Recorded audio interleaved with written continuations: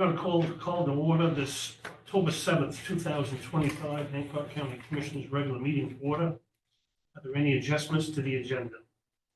Yeah, I'm gonna move to accept the agenda as presented, with the exception of deleting 8B, update on medical assisted treatment program in Hancock County Jail, and the addition of 10B, update on Hancock site.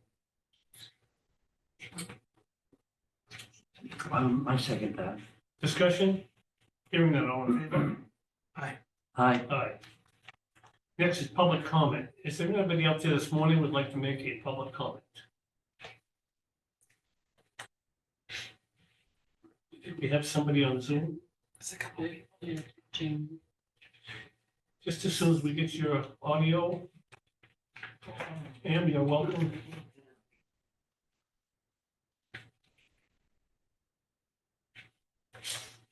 They have to unmute themselves. Go ahead and unmute Can you yourself. unmute? There you go. Hi there. Good morning, commissioners. My name is Courtney Mead. I'm from Bucksport, and I struggled with polysubstance use disorder for over 15 years before hitting my personal rock bottom here in Hancock County in early 2023. If I hadn't been met with compassion and given a second chance, I wouldn't be here today. I'm now in my final semester at the University of Maine at Augusta, earning my bachelor's degree in mental health and human services with my CADC license currently pending. After losing my cousin to addiction in 2024, I became deeply involved in advocacy through the Maine Recovery Action Project, the grassroots network of Mainers working to ensure transparency, accountability, and community involvement in how opioid settlement funds are used across the state. She wasn't able to access the support she needed, and that loss drove me to help ensure recovery is truly accessible for everyone. Through this work, I've helped organize legislation to expand access to detox services, testified to protect Maine's Good Samaritan law, and advocated publicly for responsible community-based spending of these funds here in Hancock County.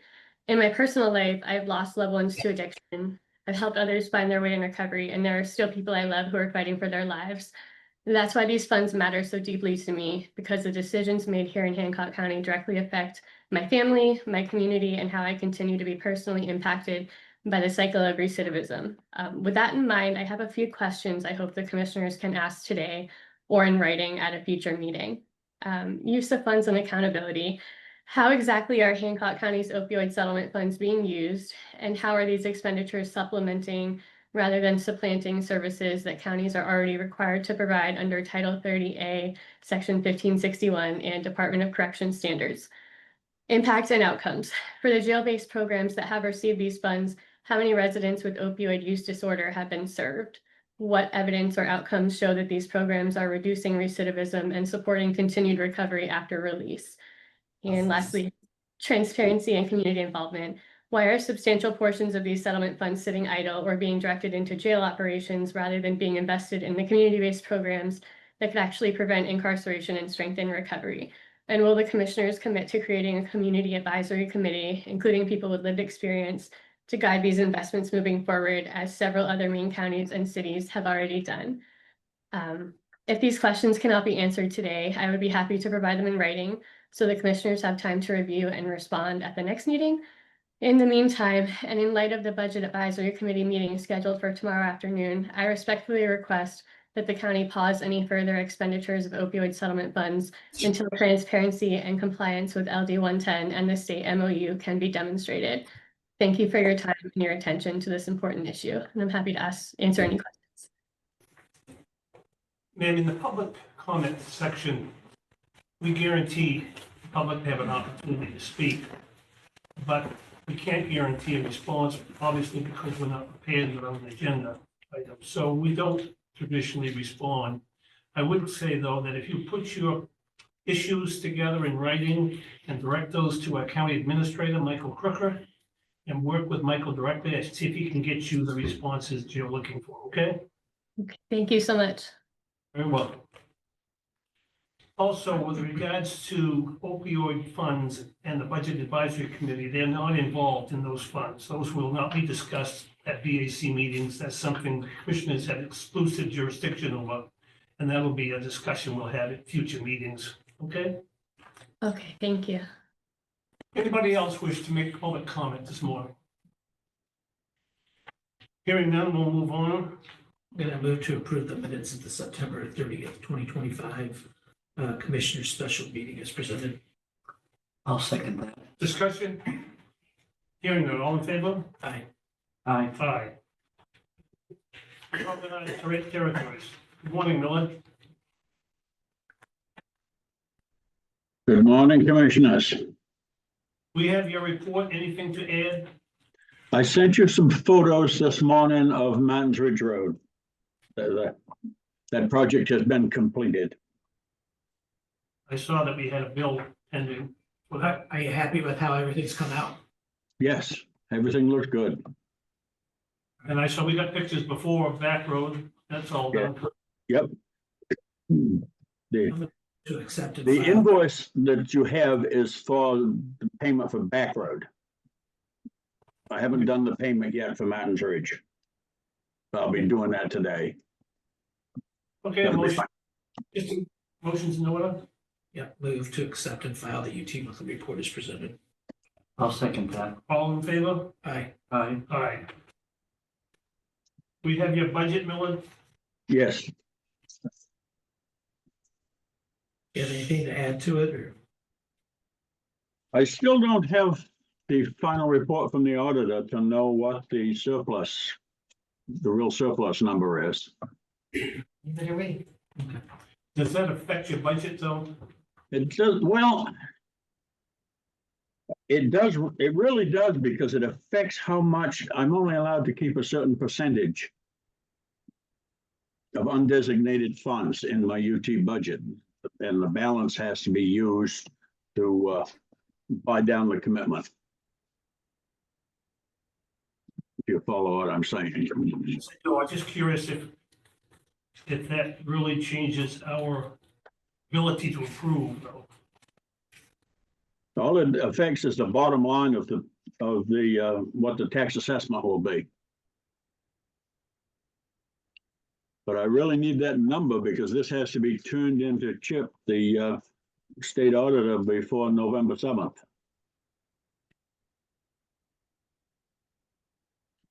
Doesn't sound to me like we can take action without that. Is that correct? Right. Well, we didn't have that number last year either. Like, No, yeah, so I mean, you and I doubt if we'll have it by November. remember 7th either. Alright. And there's several other Miller, counties I think we're gonna take action on this. Without that information, we'll have to adjust it later if we get it in time. Okay. All right, I'm gonna move to approve the proposed 2026-27 unorganized territory budget as presented. I'll second that. Any further discussion? Hearing none, all in favor? Aye. Aye. Aye. We have budgets for our TIFs, right? Norm? Well, I don't know. I don't call those budgets on the TIFs. I call them more a report of standing on where we are, what we've spent. Because we never know going into the next year what we're gonna do for TIFs. I mean, it kind of comes up all of a sudden, somebody has a request like the Maycomber Brook Bridge or the Eagle Island Fire Department, what we're gonna do with the TIF money. And then we use it as we go. It's more of an accounting of where we have spent TIF money over the year and what we have for a balance left going forward. So what is that balance? We'll go to Bull Hill TIF. Miller, what is that balance?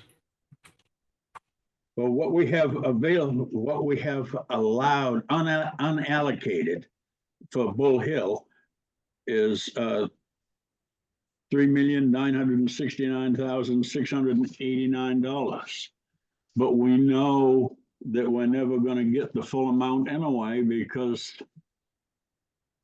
the figures that we were given in the beginning were ballooned.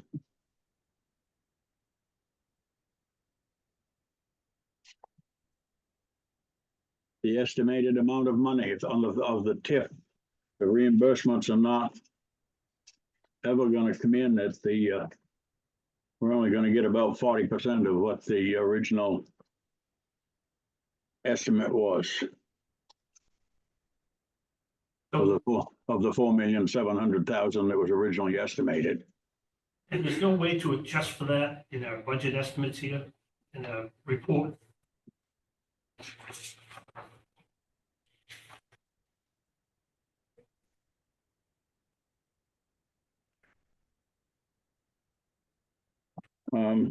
No, really, all we're doing here is tracking what we've already spent. That we've spent $404,760.20 to date of Bull Hill. Okay, so that second line really is the important figure, huh? Yes,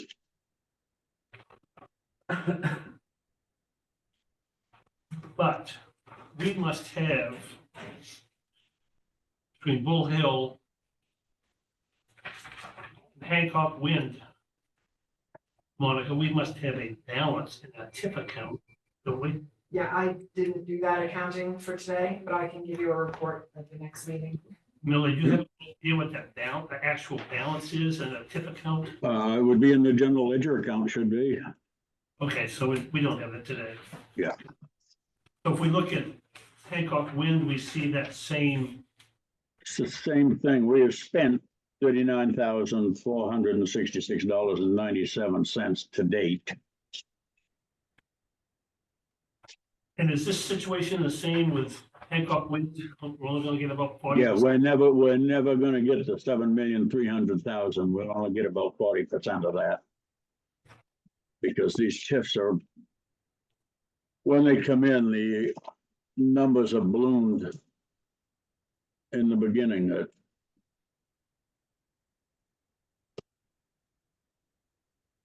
Okay.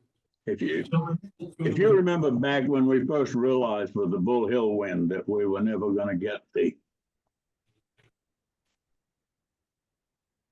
And Did we litigate that? we went to, Arbitration? well, that was on the community benefit money. We went to arbitration on, but we went to Maine Revenue Service.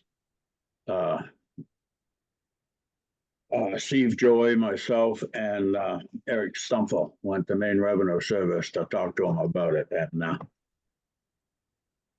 it's just a fact of the way these TIF work, that the original estimate when they bring these in, they're always high.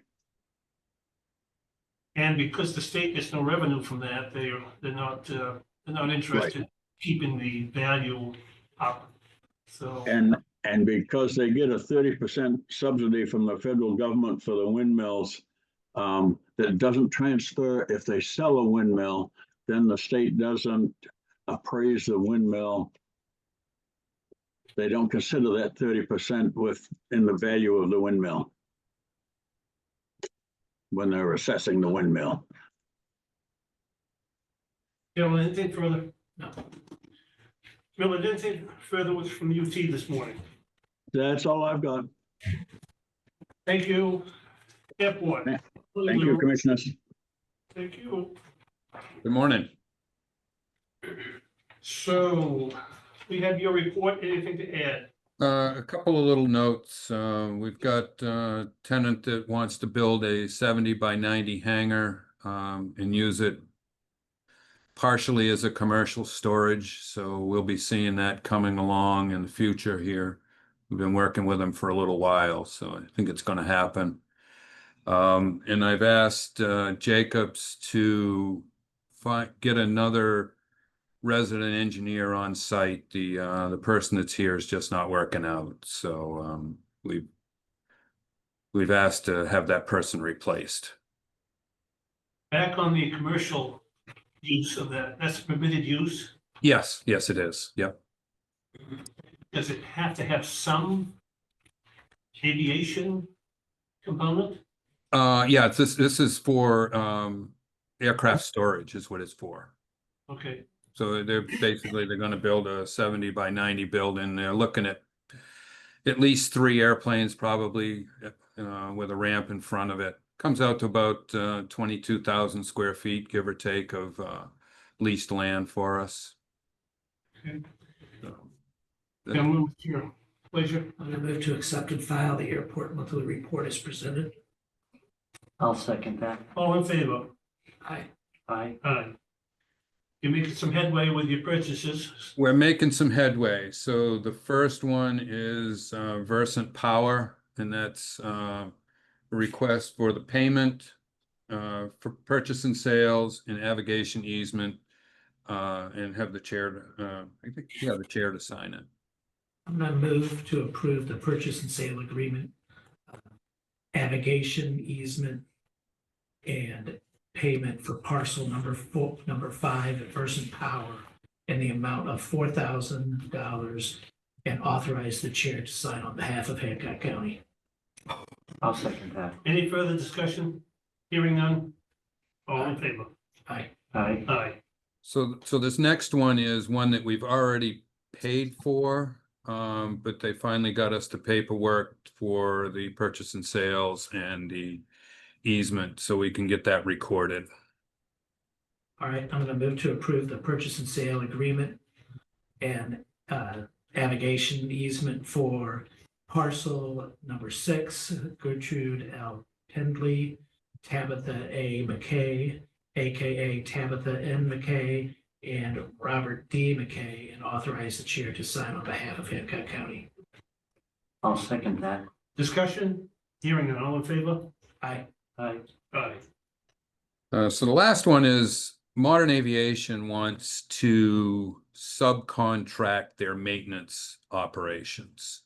So in the airport's minimum standards, they have the ability to subcontract without county approval, but they can't sublease any space. So what this is asking for is them to approval for them to sublease a little bit of space within their own facility. Basically, it's offices and a storage area. So it really doesn't have any land to it. It's really just within their own confines of their building.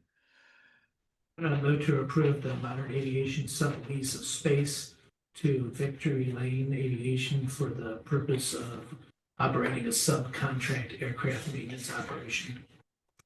I'll second that. Discussion? Hearing none? All in favor? Aye. Aye. Aye. Anything else? Nope, looks like we got a couple of more easements maybe for the next meeting on coming up, and a couple little contracts, but no big deal. So all is good here. Okay, thank you. Thanks. EMA, Andy, good morning. Morning. We have your report. Anything to add? Not really. I'll just share that I received an update by email that the funding situation with respect to, the federal grants and so on for the coming year still remains unresolved, but I guess that's to be expected given what's transpiring in Washington. I'm not particularly concerned. And the question with respect to means compliance and things like that, that all remains unresolved as well, because that's still pending with the governor until the legislature convenes. So I don't really have anything to update. We're waiting for federal approval from some agency with a site up there. That's the FEMA. FEMA that we're waiting for? It is the Department of Homeland Security. What do you call it? The Environmental and Historic Preservation Act. Is that going to be delayed because of the shutdown? It is, yes. Some bitch.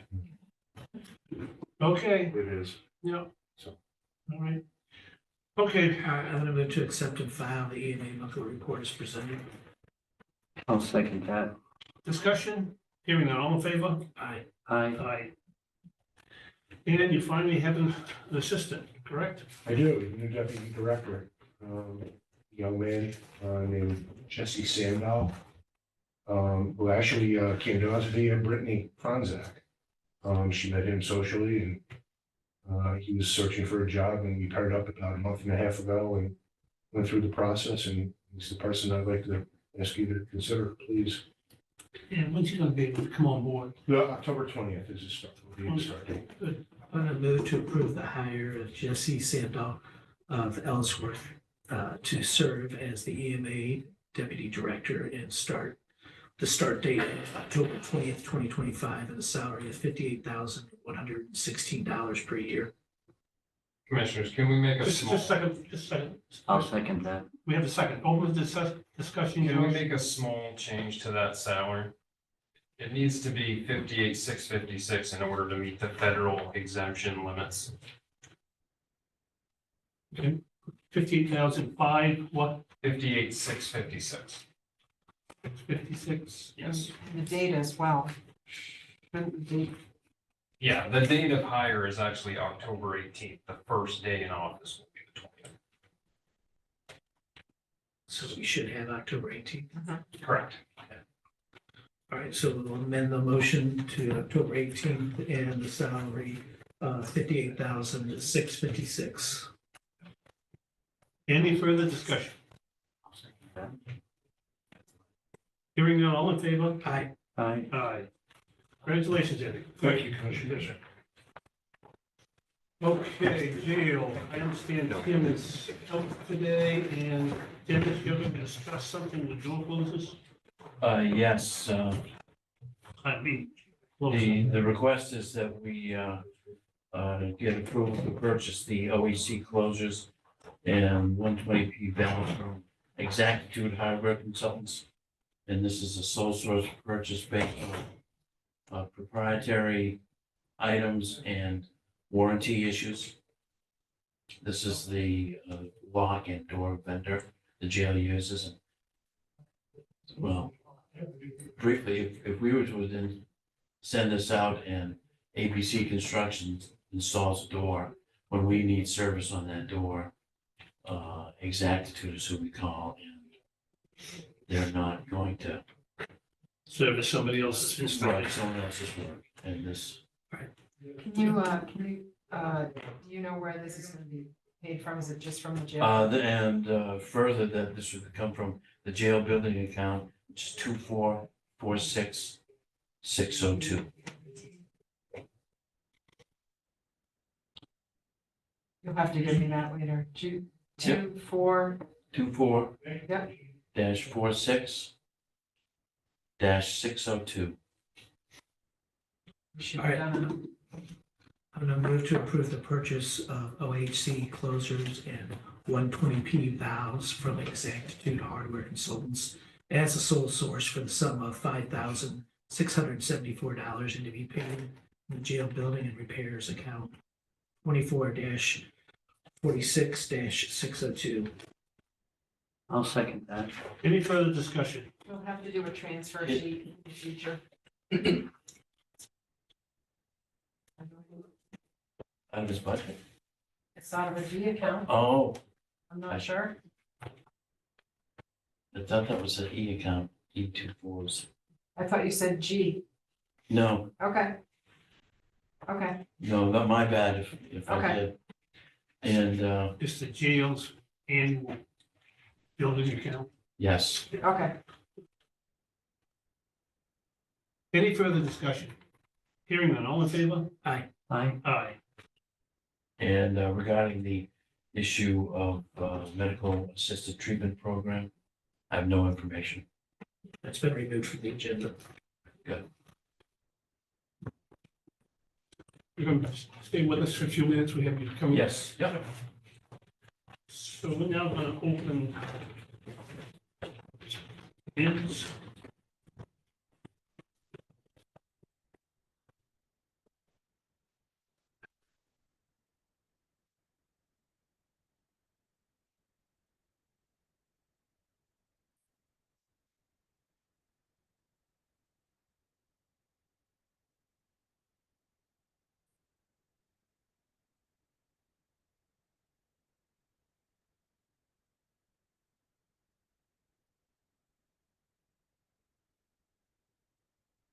So, vehicle number 3 didn't get removed before we sent these out, correct? Correct. So we're not accepting any bids on vehicle number 3, that vehicle is gone, correct? Correct. So, the first bid I have is from Ringwood Motors in Ringwood, Illinois. Vehicle number 1, they're bidding $1,680. We've got to have, maybe you're doing this, Michael, we gotta have a spreadsheet on this. Yeah, I mean, I can,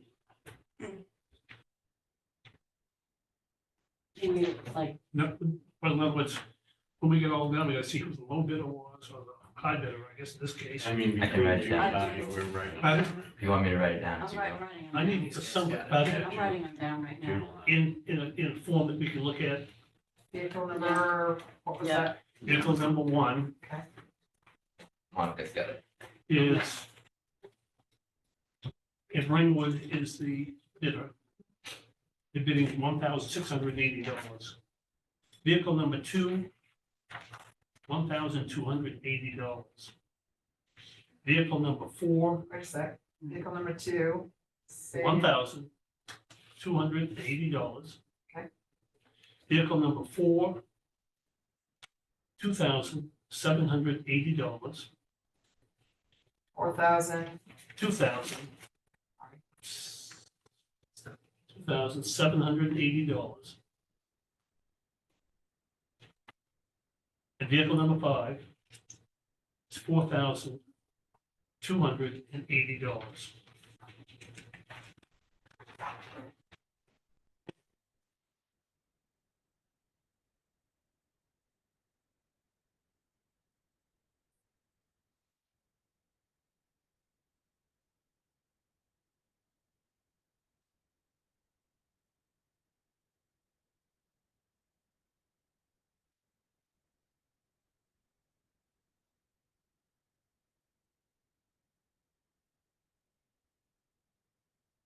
The next bidder is Bay Ridge Motors, Staten Island, New York.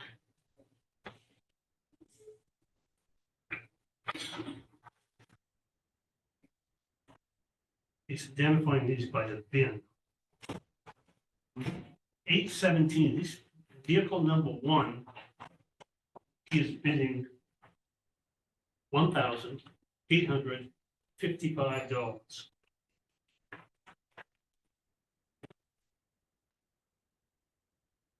Vehicle number two, he is bidding $1,855.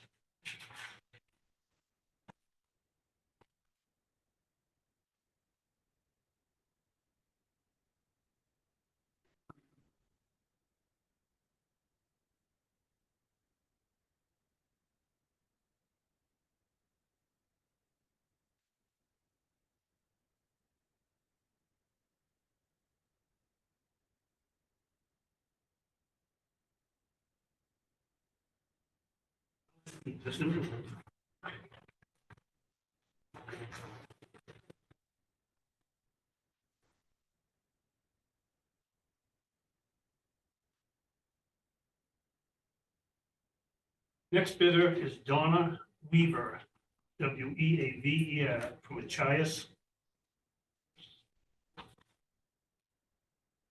She is bidding $1,005 for vehicle number one. 1,005. $1,005.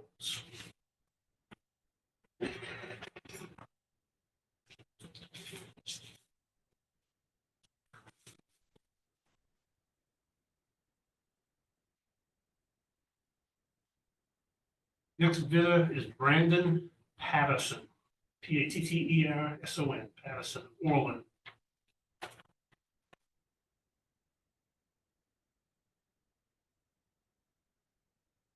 And he only bids on vehicle number three, which we'll reject.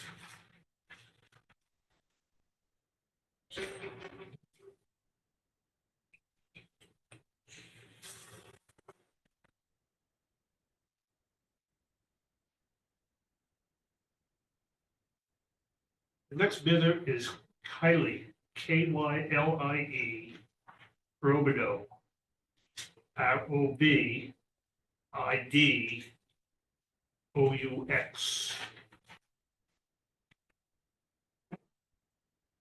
And they're bidding on vehicle number two for $2,555.55.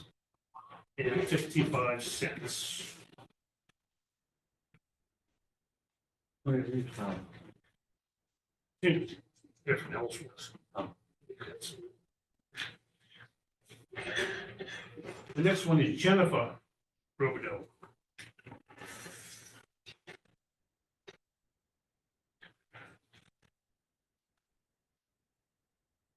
bidding on vehicle number 1.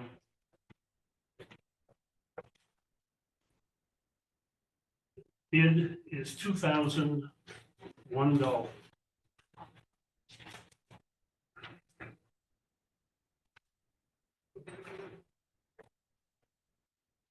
Jennifer Robideau is also bidding vehicle number 3. Which we don't do, Pardon? which we don't do.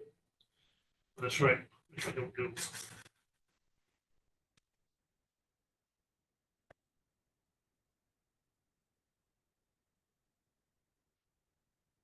Jennifer Robideau is also bidding on vehicle number 4.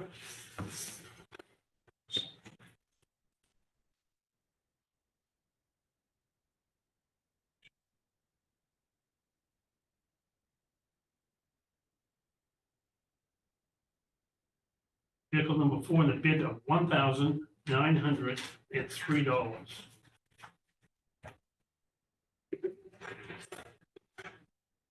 Jennifer Robideau is also bidding on vehicle number 5.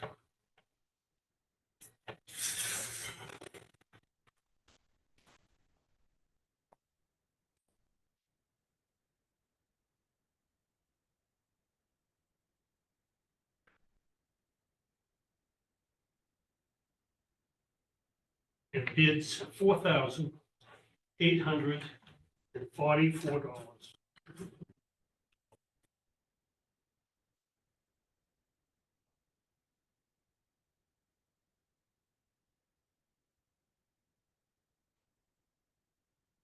Jennifer Robideau is bidding on vehicle number 6.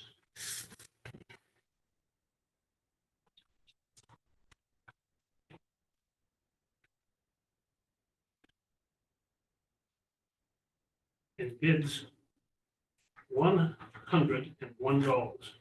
It's about 100 more than it's worth. I think probably get 200 for scrap.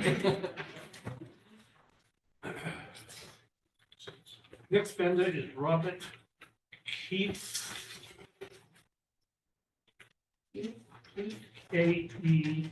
K-I-E-F of Ellsworth. Bidding on vehicle number 4 in the amount of $10,505.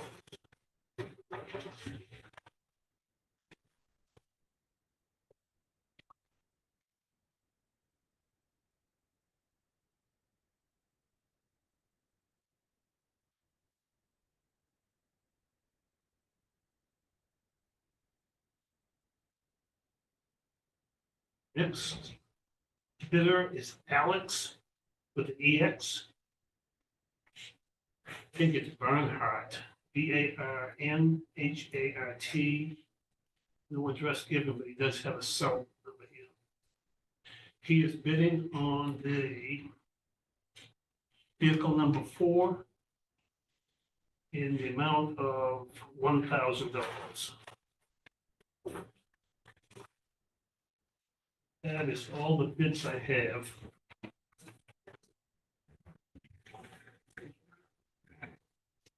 The typical issue we have with these is whether or not the successful high bidder in fact takes the vehicle after the bid's rolled. So we need to make a decision on if they don't. If they do, we can proceed with the sales. If the high bidder doesn't, we go to the next bidder. Pardon? That's what I would think. That's, so.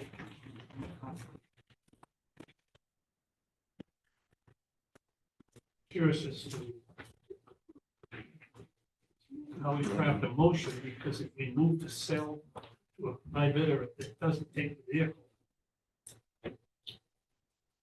Or you could simply make a motion to, based on the bid submitted, go to the highest bidder who's still interested in buying. I don't, it's up to you. What do you want to do?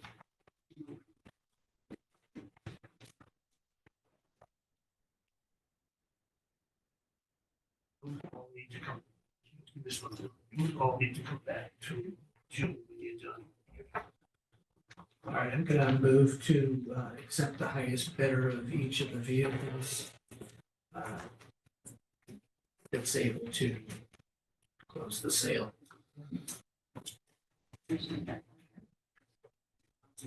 Keep that with that.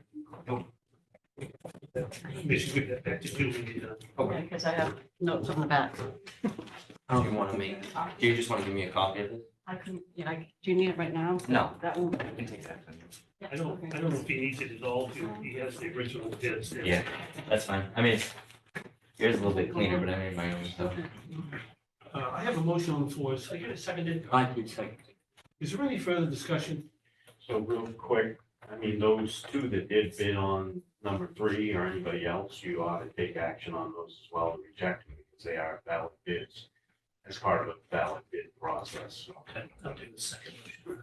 Okay, so the original motion, I'll call vote. All in favor? Aye. Aye. Aye. I'm gonna move to reject the bids for vehicle number 3 as it is no longer for sale. I'll second that. All in favor? Aye. Aye. Aye. So let you know the results of your.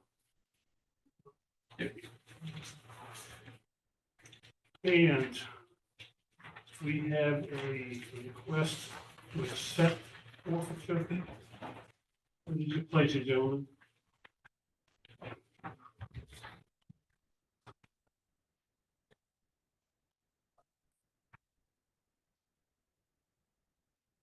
All right, I'm gonna move to approve and authorize the chair to sign the transfer of forfeiture assets, state of Maine versus Walter R. Maddox in the amount of $460.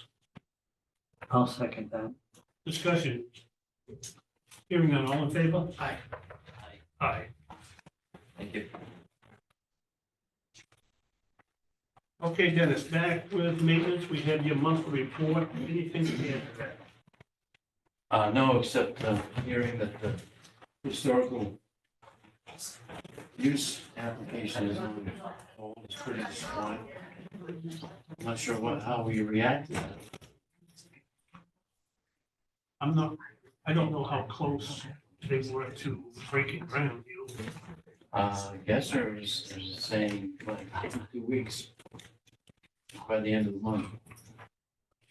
Well, apparently, it's not, we shouldn't do that, because if we come up and find that we broke the ground before we move We don't want to jeopardize those on the funds, process. so we can do that.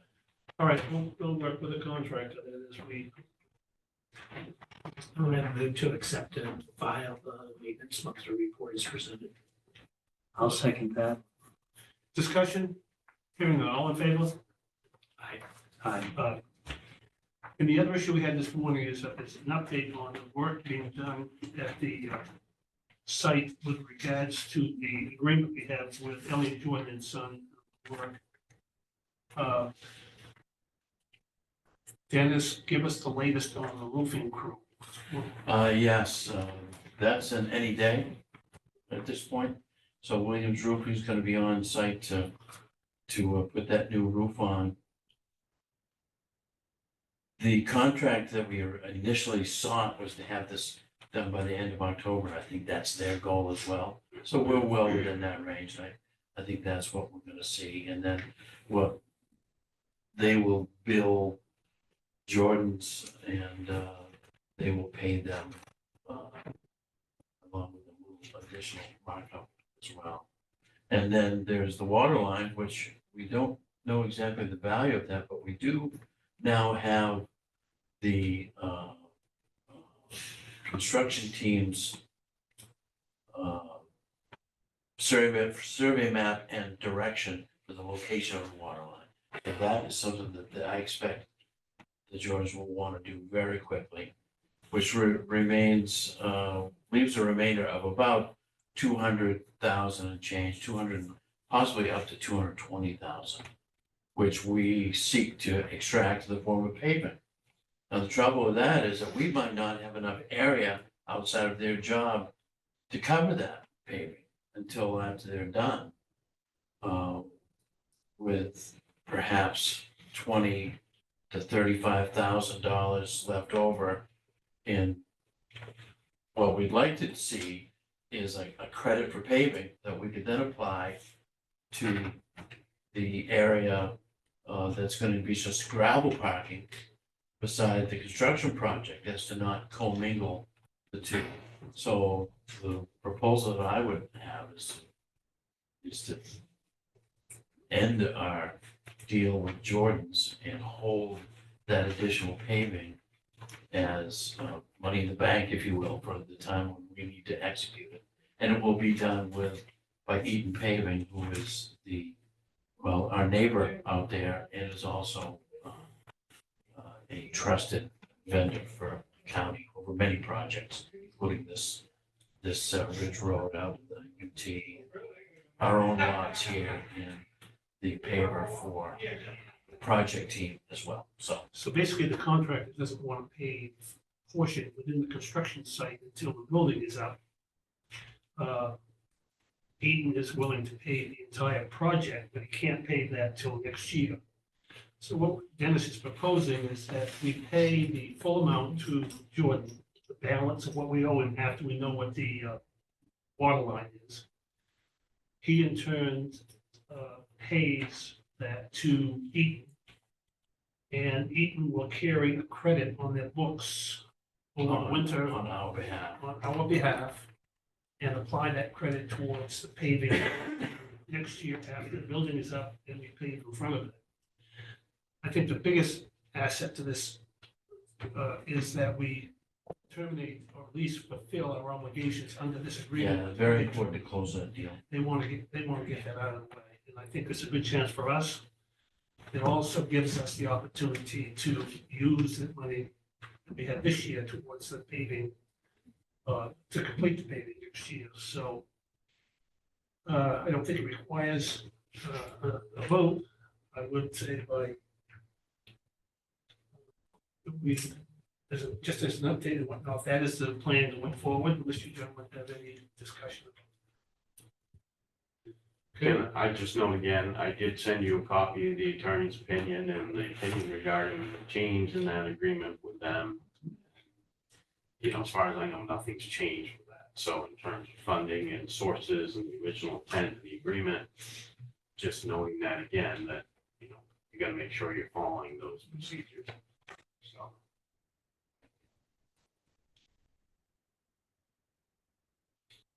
Remind me of what. Well, essentially, there's a couple different elements. One, in terms of the agreement, the work that was within the original scope is the work that should be completed. And that's the money that originally was approved through the funding part. Right. So if there is a change, again, then that needs to be taken into consideration. And there's a question as to whether or not that change would be covered with those funds or not. I think we're splitting hairs here because the money from ARPA was to pay for the property that we purchased. And the purchase price included $400,000 worth of work that had to be completed by Jordan's. So that work doesn't change the fact that $400,000 of that goes towards the purchase price. I think the issue is that the agreement between us and Jordan was done at a time when we didn't know for sure what we would do for it. And we came to the conclusion that $200,000 worth of fencing is not going to, that's not going to happen, but we still had a $400,000 we needed to eat up. And we're finding work for Jordan to do to eat up that $400,000. And we should proceed with that and get it done. And I think in the long run, I think that we can show that in good faith and good business practice that we have complied. Okay, anything further? No, that's it. Okay, Dennis, thank you. That's true. CC, we have your report, Bob. Anything we want to add? The only thing I would add is that we seem to be finding ourselves finding EMS coverage for Northern Lights contracted towns a lot more than we have been. When they did I think last month I reported that they did a new backup listing. They didn't bother telling any of those agencies They just threw their names out there. So we're finding in some cases, we have no ambulance to send people because they don't have agreements. Some departments are not responding across the county to cover, bringing in resources from other places that really traditionally hadn't traveled there. So we're finding a lot of times there may be delays in EMS services because we just have nobody else to send and they have to wait for North to clear up to go. Because they're holding that against you because you're the one they called. Well, they're the one they seem to call to take care of the problem for them. And a lot of those agencies we do dispatch, but we seem to be providing a service that we're not being paid for because they have their own dispatch that we give, whatever. Actually, at this point now, we're asking, do you have an ambulance for this area? Because they want us to tell us all about it and then tell us they don't have a rig, which wastes time. Getting other people started. The town of Sullivan was kind of thrown into the mix. They have a small volunteer department that is not always available. But they didn't list them as a backup in their own town. So it's kind of I don't know if it's a cut and paste. They just threw a bunch of names out there and plug people in different places, but they have much more going to Gouldsbar or to Sullivan, sometimes, and it's just those departments aren't leaving their coverage area to cover an entity that they're not getting paid for, or not getting sometimes not getting reciprocative services. So I don't know, it's just a mess that we seem to be dealing with quite a bit. So especially on busy EMS days where there's just nobody around, nobody available to go. It's very concerning. It's very frustrating. But there's nothing we can do about it, I don't think. But it's just making you aware that the folks are having to go 3 or 4 or 5 agencies deep to find somebody to respond to medical calls. Some of them are actually emergent. But we just don't have anybody to send. So. Anything else?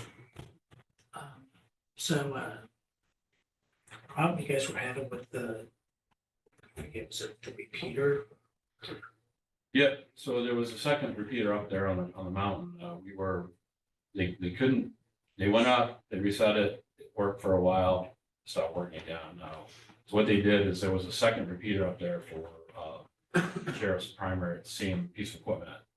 So they swapped that out and then repaired the other one and put it back up there. So we're up and running up there. It's just it's an intermittent problem.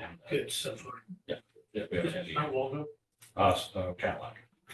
Yeah. It's just. All right, I'm gonna move to accept and file the maintenance, the RCC with the report is presented. I'll second that. All in favor? Aye. Aye. Aye. Thank you. Morning, Chuck. Good morning. So let's make sure October 18th is a good date. That's correct.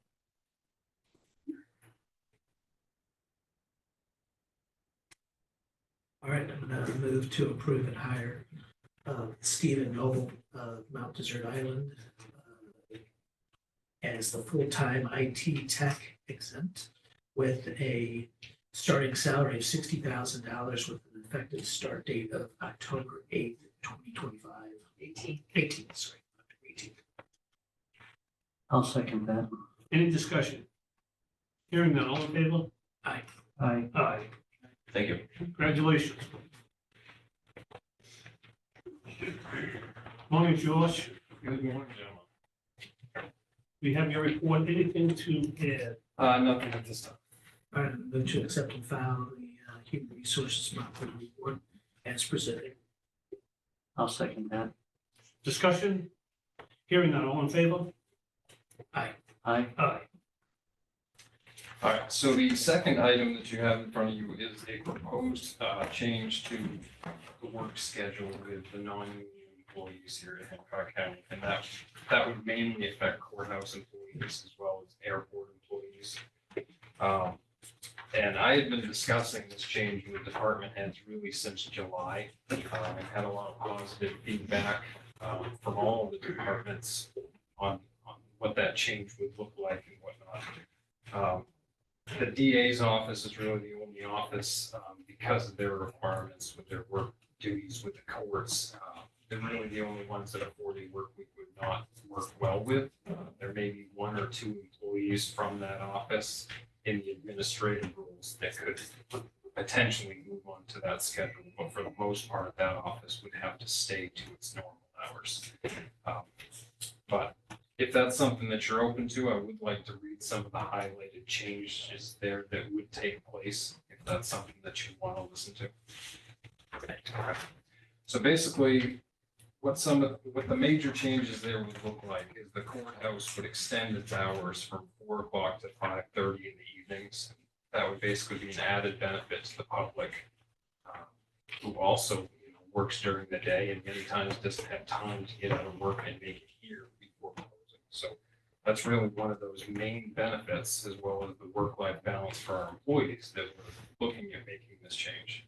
The schedule that I've found after talking to departments that would work the best would be potentially 7 to 5:30. Basically, what that would look like for the public is they would still have the same hours in the morning. It wouldn't open until 8, but it would extend that evening access to them and allow them to come in at 5:30. Talking with Ellsworth and a little bit with York County, who's also made this move, they don't get a lot of foot traffic in the morning anyway, so we don't really see a need there to try and get the marshals to increase that opening time there in the morning. Most people are gonna come in on that evening commute on their way home from work. So again, what that would look like for the courthouse, they would extend their hours from 4 to 5 Monday through Friday. And we would extend our schedule from 7 to 5:30 Monday through Friday. What the city of Ellsworth has undertaken is a slightly different schedule. They've done 7 to 6 at night, but then they've shut down most of their services on Friday, excluding the fire department employees.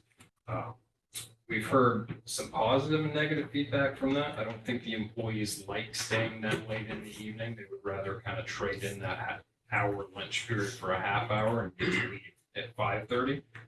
So going off that feedback, that's why I've tried to stay in that 7 to 5:30 range. Really, so it benefits the public and the employee. So department heads would be free to manage days off evenly to maintain those appropriate levels of staffing, which, talking to most departments, I don't foresee that being an issue at this time. If this were approved, the start date would not take place until effective January 3rd. That would give us, almost 90 days to get with the departments and come up with a good plan, logistics wise, as well as working with the marshals on some of these changes, making sure, maintenance knows about the new hours for, opening and unlocking doors and that sort of thing.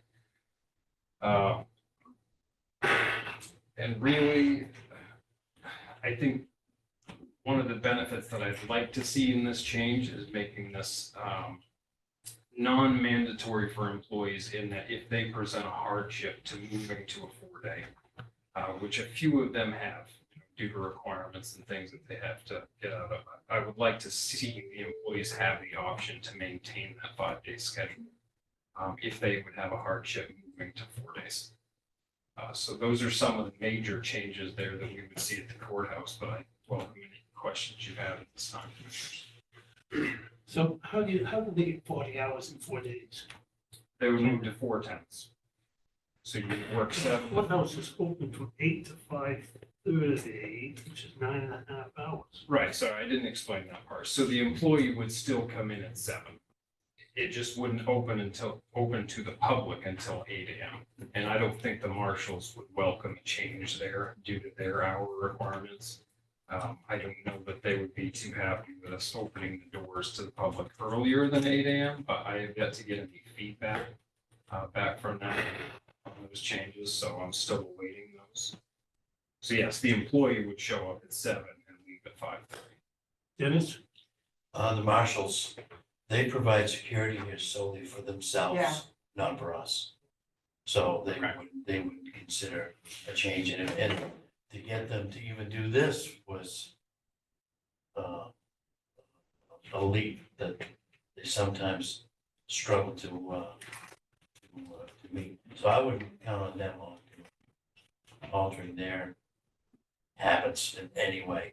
And then we'd have to consider what occurs after the courts move away. Right.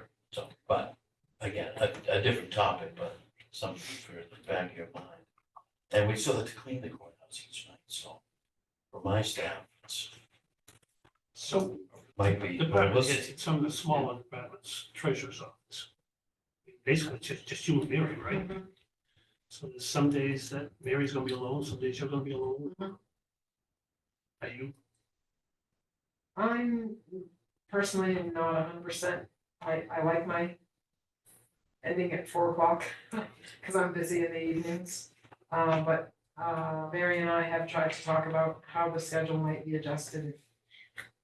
is she I don't- interested in I going don't know if forward? it's the type of thing where you can flip flop, 1 week I'm gonna have a 4-day week and next, in 2 weeks, I'm gonna have a 5-day week. You either probably have to decide which way you're going to go and stick If with it were it. elected, that'd be great. Well, I'm not just elected, so. If the 4-day work weekend program was an elective one, An not elected, elective. okay. and if you're talking about a union contract, it's gonna be specified, Yeah, I think perhaps we could consider the flexibility of each department head designing their department based upon their staffing. Yeah.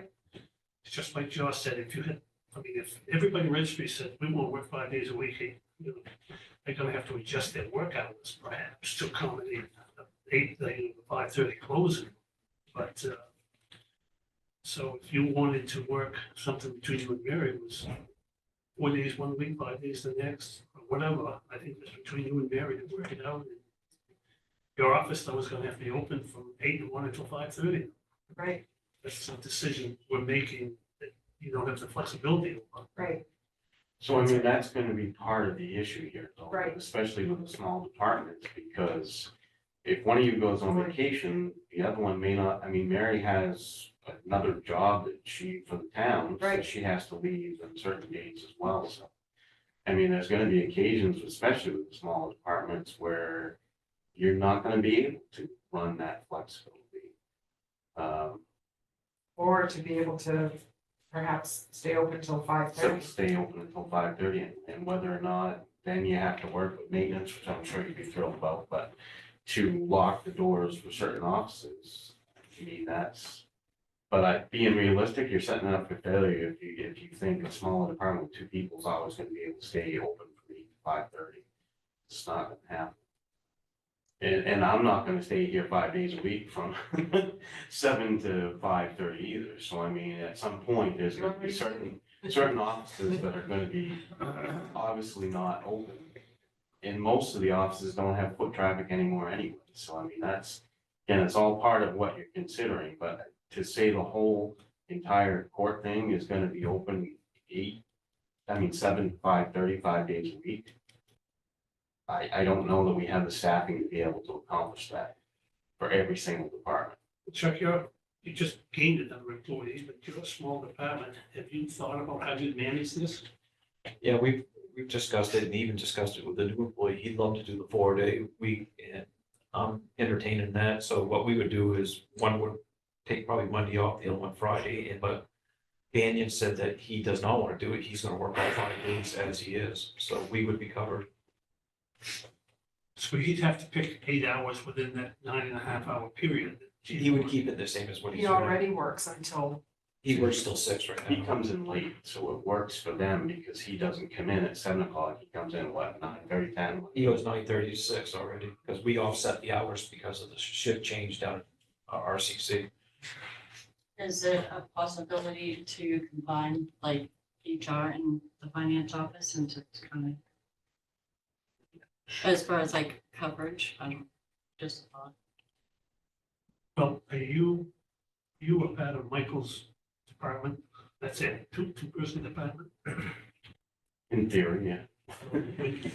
She's going, But then you have, I mean, there's things that we'd have to work out too, because, opposite meeting Fridays, she may need to be here for posting and agendas and all that. So I mean, each department's gonna have its own challenges that it's gonna have to work through. But with limited department numbers like that, I just don't see that you're gonna be able to make the hours work, Jamie, especially when you go on vacation. talk a little closer here. We're discussing the 4-day work. I heard that's, Oh, you did? that's why I came up. I figured I might as well jump in and get Hold on my. just a minute, please. I cut Michael off. Yeah. No, I mean, that's fine. It's making the same point. The smaller departments are not gonna be able to be open up the full time, 365 days, whatever, throughout the whole entire year. It's just not going to work that way.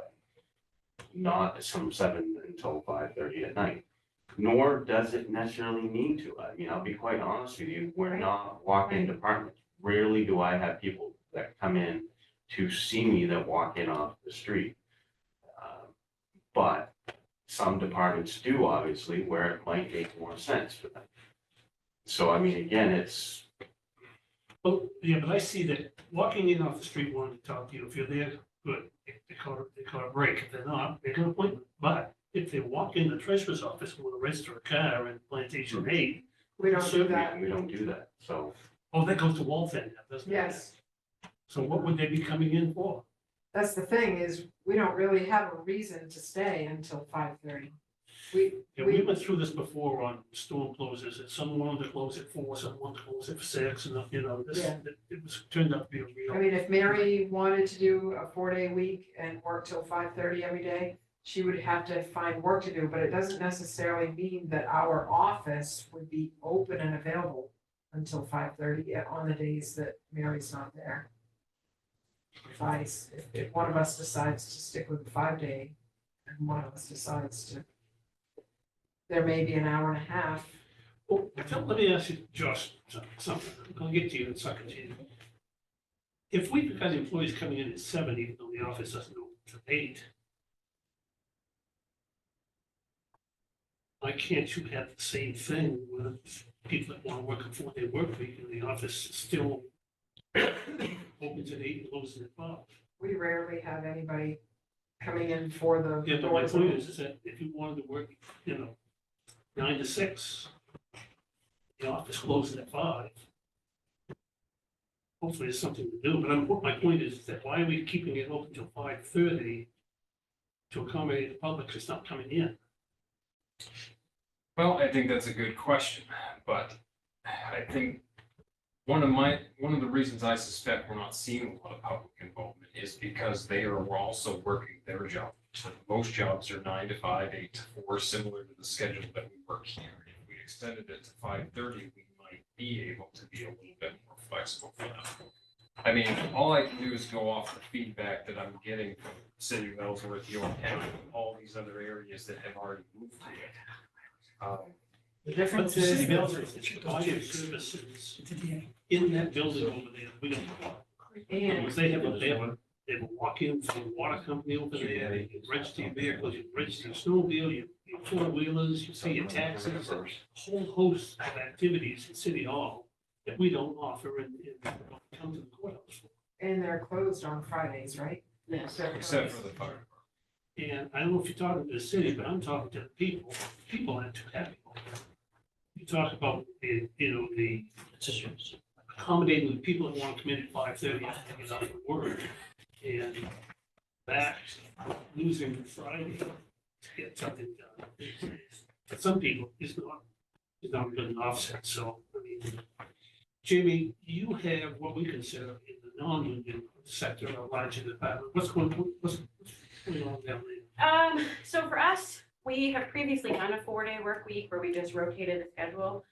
We can't, as far as extending hours, for us, it's, all of our stuff is online. So if people need something, we have specific recording hours, 8:30 to 3:50. So if we're open prior to 8:30 or past 3:50, we can't actually record anything. We have a lot of work that is done in those outside hours of the recording, but as far as public, they could come in and get copies and things like that.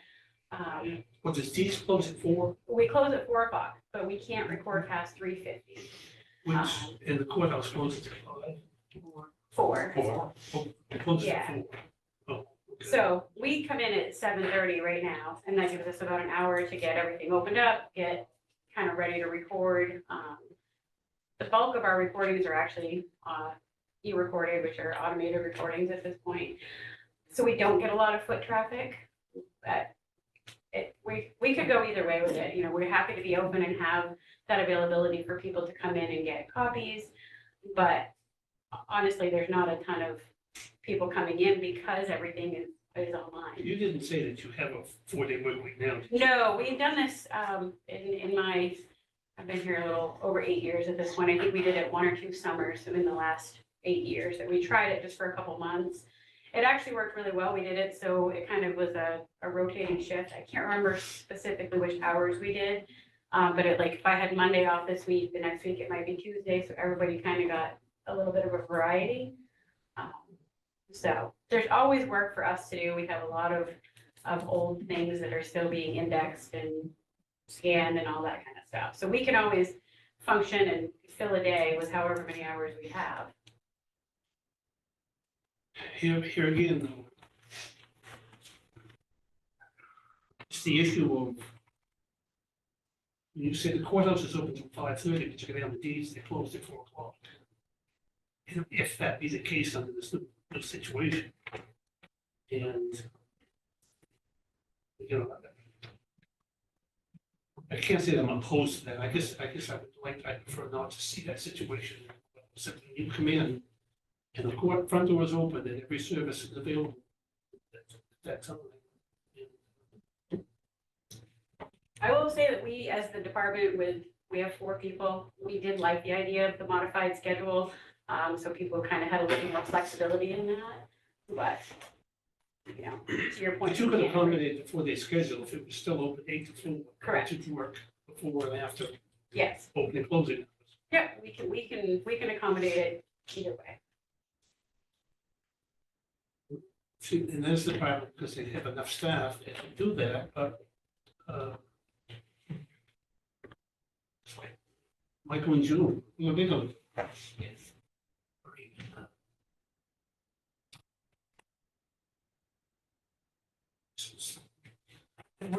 I've done the 4-day work week. I did it for a long time. It was good. It was tough to go back to 5 days after doing it for years. But so when you look at it in general, I'm like, yeah, it's great. But I think it's hard to say I'm in favor of it if it seems like there's a lot of logistical issues with trying to implement it. So I don't know, I guess my general feeling would be like to try to work on it a little bit more and see if there's a better resolution or how it would work within each department, kind of really start asking the questions like, does it really work for this department? Does it not work for this department? How many people are really going to take advantage of it? Changing the hours of operation is.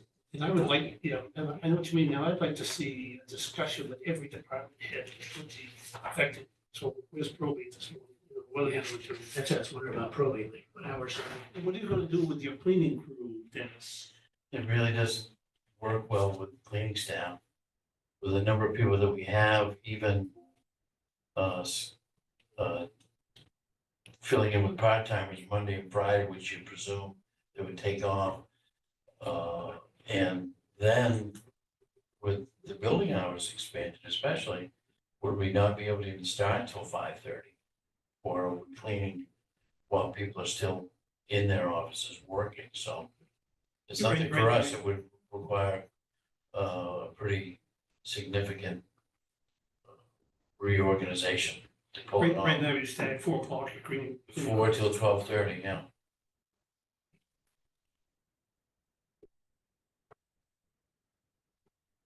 There are certain positions, custodian, for floor prep and special projects, easy.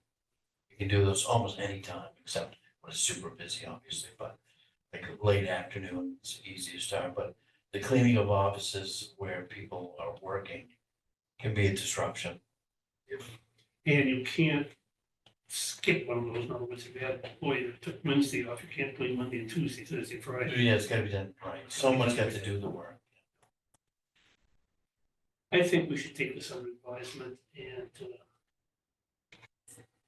if you'd like, I'd sit down with Josh and maybe we could do some more work. I'd like to understand better for us what each department's experience and even if they like it, how are they gonna accommodate it? And so why don't we just by agreement, we just take this under advisement today. Josh will go do some more work on this. And- Okay, is there certain questions you would like me to answer between now and next Well, session? question I would ask if I were with you, talking to the department heads, is how are they specifically going to handle their office? And I want to know, what is the likelihood of getting foot traffic outside of the 8 to 4 present work that we have? So things like that I'd like to know. And, so anyways, yeah.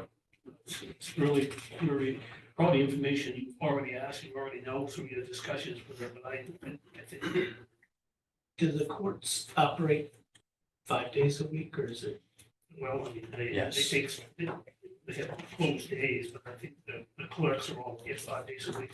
Yes, and that's why the DA's office really has been a no-go Yeah. from the start for this.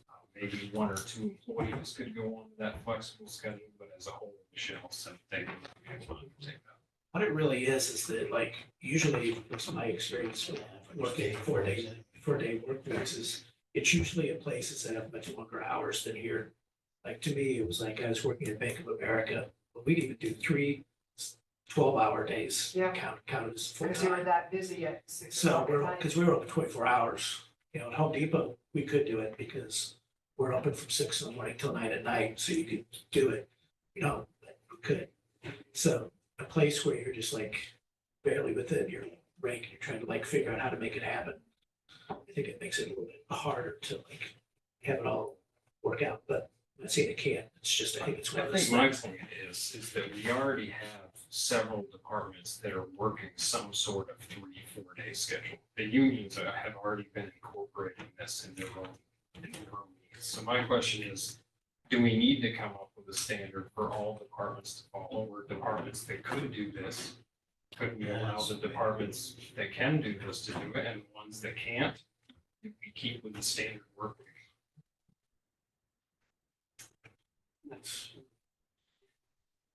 I can tell you that just because the union has these schedules doesn't mean it's the right ones.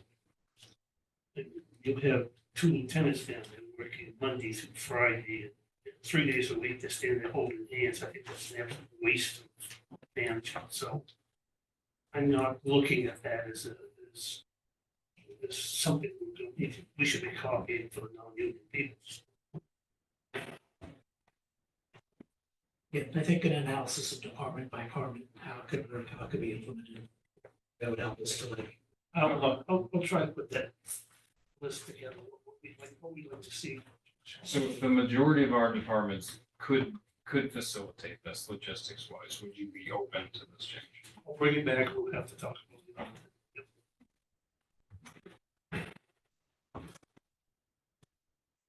Anything else from? Yeah, I just wanted to give you a quick update on the Anthem Northern Light Agreement. Not a lot to put out, other than they did have a 30-day agreement that I'm sure you heard news about. That happened roughly on October 1st, and they extended that 30-day agreement until the end of October. So that gives me hope that there is going to be a resolution there. That's what we hope, because our backup plan right now would be moving to either Hartford or Transamerica for that supplement plan with Medicare. That's not going to be as good of a plan as we have now, which is why I recommend that we wait and see how this plays out. But what I really need to know this morning is how long you're comfortable waiting to look at making the change. We're still waiting on Acadia Benefits to give us the details. We would make the change as long as it's in effect. I mean, I know we're hedging our bet here, but I'm thinking that the 30 days is an indication that they're not gonna let this thing collapse. That's what I believe. But if it does collapse, We have to have a backup option. well, do we want to go to a backup plan before it collapses, that's my problem. That's what I'm recommending, no, as of this point. I agree with I you. wouldn't either. We're not gonna do anything until it collapses. Unfortunately, that may leave some people without the supplement for a period of time, but I think that's the two bad scenarios.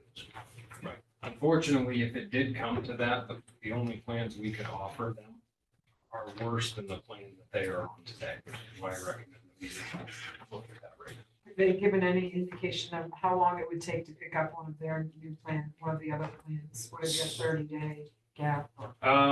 Well, no, it's gonna be larger than that. So say hypothetically, if you wanted to move on that today, the soonest we could get them coverage on the new plan would be February 1st. And obviously that date is going to increasingly go back the longer we wait for this to play out. You know, I don't know what the issue is, but I have a private healthcare consultant that helps me with my healthcare plans. And called her and I said, should I be concerned? And she said, the type of policy you have with Anthem is not being effective. Can't imagine what I have that's not being effective, that's not available to others.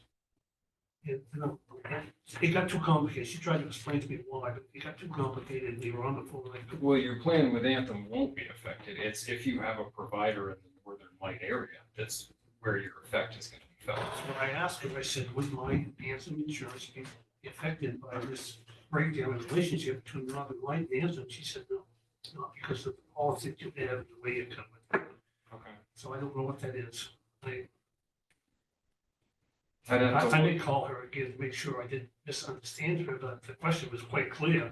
Do I need to go somewhere else? You need to find me another supplement. And she said, no, you're okay. Okay. So I'm going, but if I'm okay, why isn't others? I just don't understand. But at this point, we're not going to do anything. Yeah. Okay. Okay. All right, well, that's all I have this time. Thank you. We have bills to approve. I move to accept and approve the monthly bills and warrants as presented. I'll second that. Discussion. Hearing none, all in favor? Aye. Aye.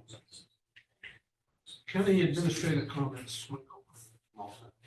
Because you're gonna call, we can't talk. Okay. Commissioner comments, any, John, Samuel, Sam? No. Motion's in order, All right, I'm gonna move to adjourn. I'll second that. all in favor? Aye. Aye. Aye.